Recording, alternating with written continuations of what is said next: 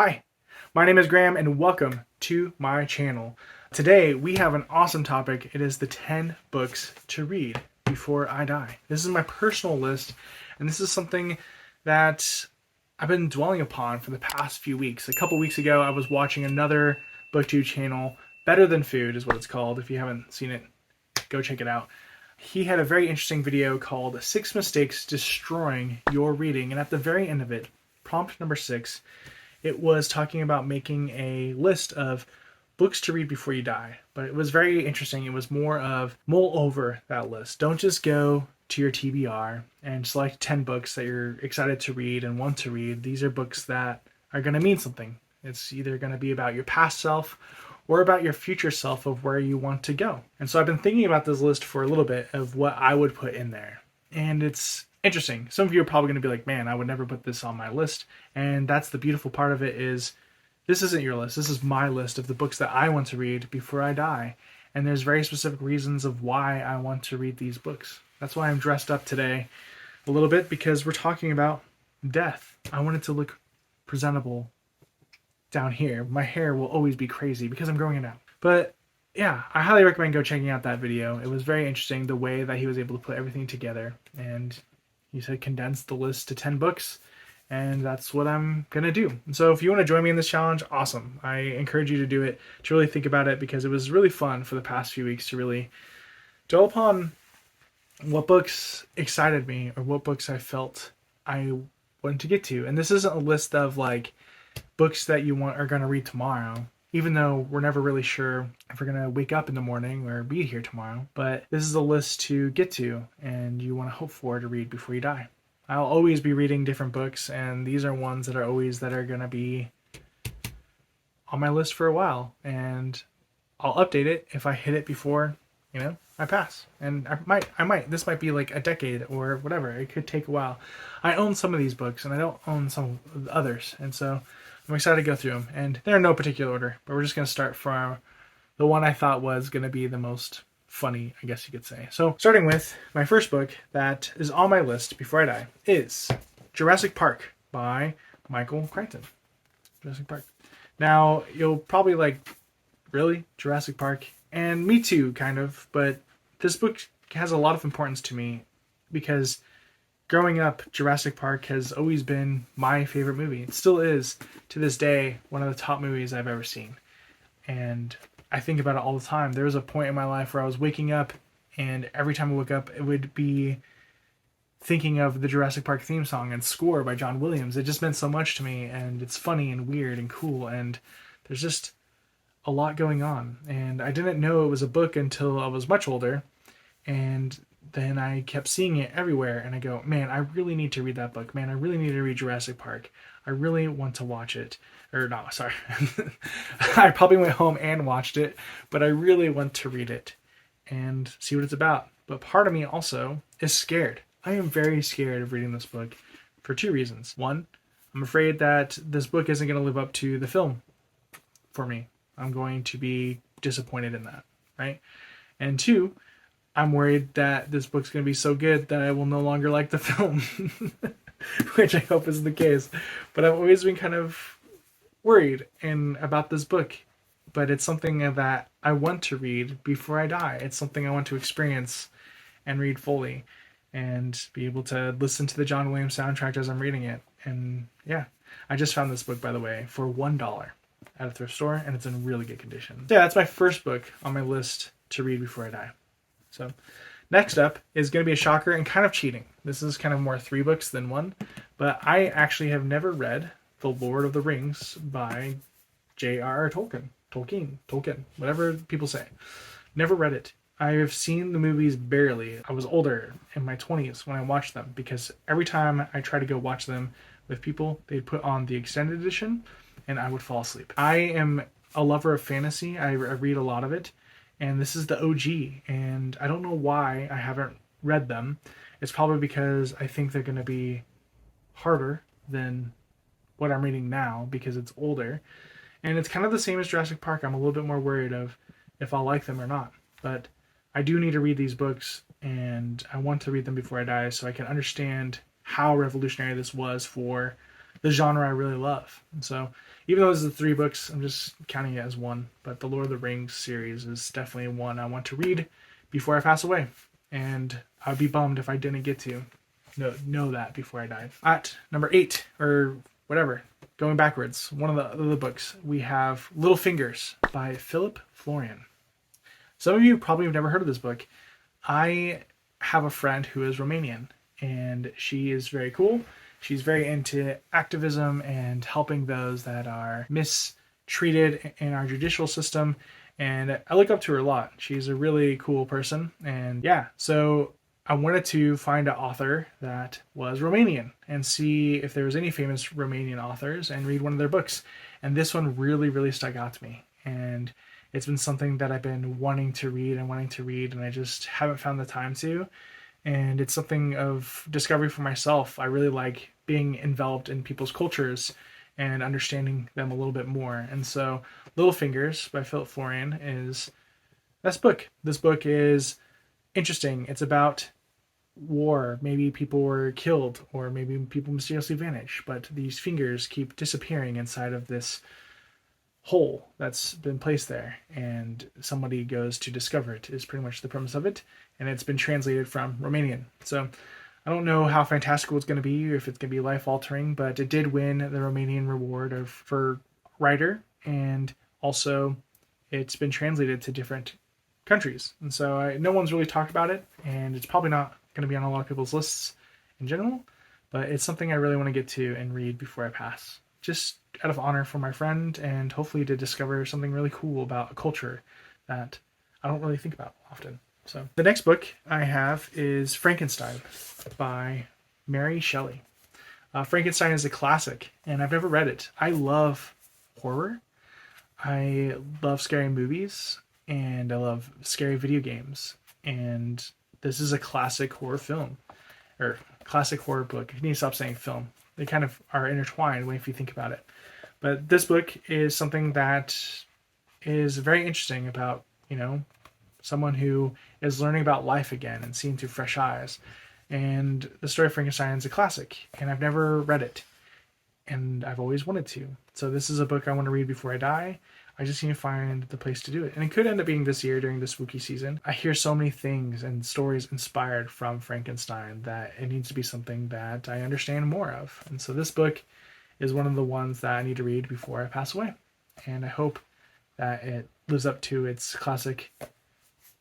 This other one is one that I don't own, but a lot of people talk about for being wonderful and setting the stage for what novels are today. I could be wrong by that too, but The Count of Monte Cristo by Alexandre Dumas or Dumas, I don't know how to say his last name, but The Count of Monte Cristo is a classic novel as well. And it's about, well, to be honest, it's about the Count of Monte Cristo. I've seen the movie a while back. My friends rave about this book and how awesome it is. I just never got around to reading it. And it's something I always see and go, I need to read that book. And I know it's something that has really pushed our literature forward. And I want to be able to gain that understanding before I go. And so this is another sentimental one. This is another friend of mine who I want to be able to read one of their favorite books and understand them a little bit more.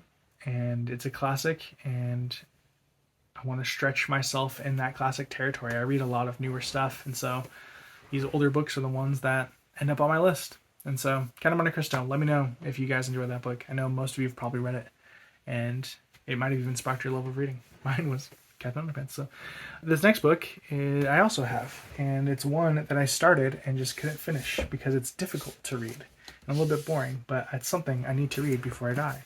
This is The Grapes of Wrath by John Steinbeck. It's a piece of American history. The Dust Bowl is what it's about, and it's about a family that travels from Middle America to the West Coast.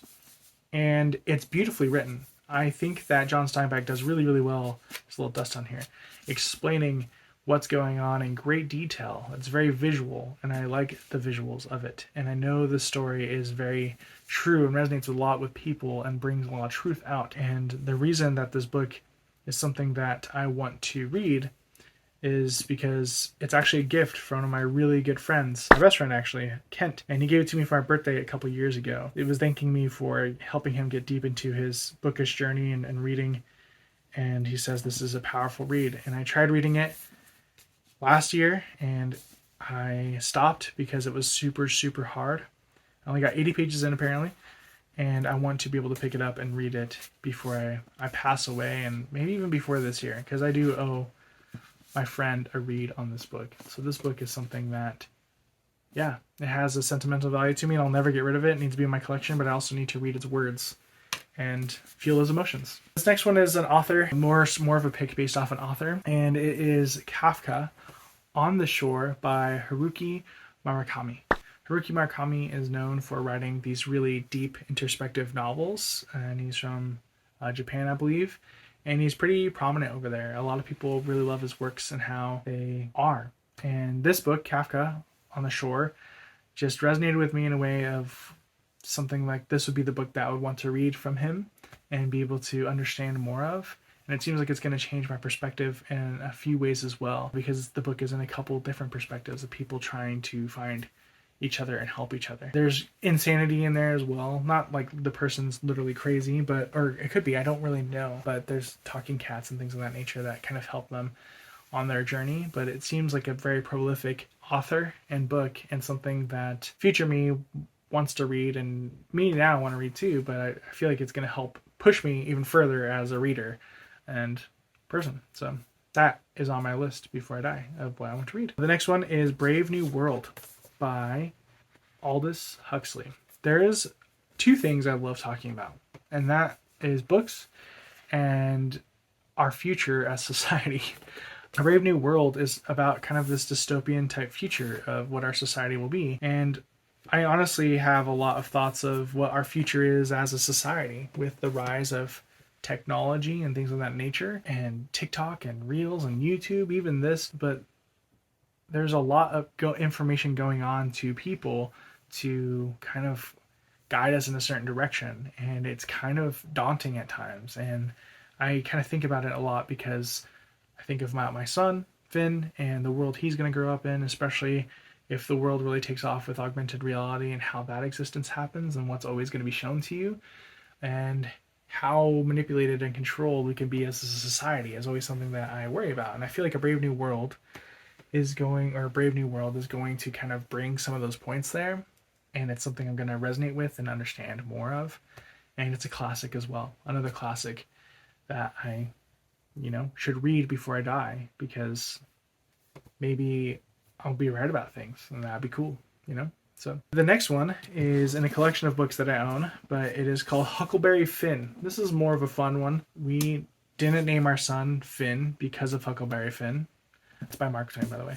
But we named him because we just liked the name. We thought it was cool. But a lot of people, when we mention, hey, his name's Finn, go like, oh, from Huckleberry Finn. And I go, no. Or they go, hey, from Adventure Time. And I go, no, we just thought his name was cool. And so now I feel like I should be reading Huckleberry Finn, even though the last time I tried reading Mark Twain was Tom Sawyer, and it was really hard to read. But this is a book I definitely should read for my son's name's sake, and maybe I'll end up enjoying the reference of what this is for him, and maybe it will be something cool to have him read in the future too. So this is a book I definitely want to read before I die and be involved with, is Huckleberry Finn by Mark Twain. This last one is super sentimental. Probably the most sentimental on my list, and I'm morbidly waiting for a very specific time, I guess, for me to read this book. And that is Gone with the Wind by Margaret Mitchell. I know it's a little bit different from the other books, and it's an older book as well, but it's actually my mom's favorite movie and my grandma's favorite book of all time. My married grandma's favorite book of all time. So I have two people in my life that I really look up to or love, and that love this product, this Gone with the Wind, right? And so I'm waiting for, a time where I think about them after they have gone and want to feel closer to them or be able to gain an understanding of what they loved in life and read that book. And so that one's more of a heavy sentimental for this like old romance novel that came out and also is a silent film. Or is it silent? I don't know. Maybe it's talked to. I haven't watched it. I'll be watching the movie and reading the book probably to remember them in some way when that time comes, because they're both older, a lot older, and that time could be soon or not soon. Again, all of us could have our time end at any point, So it's interesting. So that's my list, 10 books. And it was fun to be able to make, to know what type of person I am. I have a lot of sentimental feelings towards things of, I need to read this to gain an understanding. And a lot of things of just, this is something I should be reading as well. And I'm excited to kind of see what that person becomes after I read this book, or if I ever will finish the books before I die. These aren't necessarily going to be books that I'm going to be reading tomorrow, because a lot of them are going to be long and tedious and tough, talking about you. Grapes of Wrath, super tough, but I'm excited to be able to get to them and see what type of feelings I have or how it changes me as a person. So I encourage you guys to make a list of your top 10 books that you need to read before your TBR before death, right? That's what Better Than Food thought of. And so, yeah, think about that list, condense it to a few books of mass importance to you that you really need to read. And again, don't just go to Goodreads and scroll and be like, man, I need to read this one-page novel and count it good. Like, you need to really think about it, as I did, and it was fun. I know some of them seem silly, but they mean something to me, so I'm excited about it. So anyways, let me know in the comments a book that you have on your list, and maybe I'll see a couple videos pop up of top 10 books you need to read before you die. Thanks for watching the video, and memento mori, and of course, toodles.